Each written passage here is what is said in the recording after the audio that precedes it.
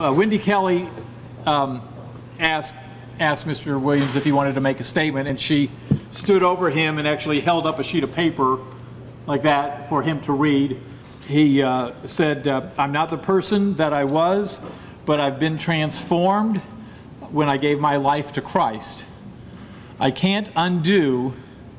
I only seek your forgiveness." And then he spoke about how his next to last words would be a prayer. At that time, presumably, the execution started.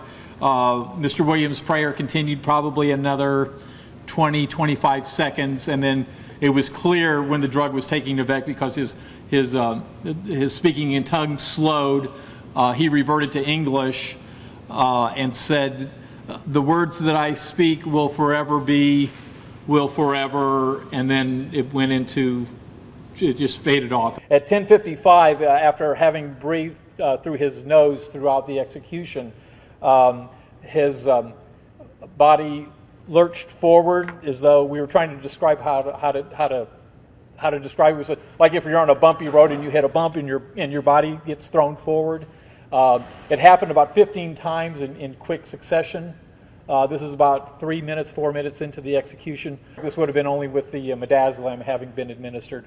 And it took about 15 times, pretty quick succession, maybe no more than 10 or 15 seconds.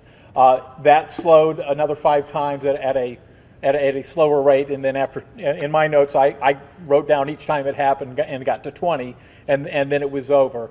After the 20th lurch forward, at that time, Mr. Williams was breathing through his mouth, and up until this point, he had been breathing through his nose. And so there are other times in our notes where it appeared as though he was striving for air, that he was, I think Knowles used the term in his notes, gasping.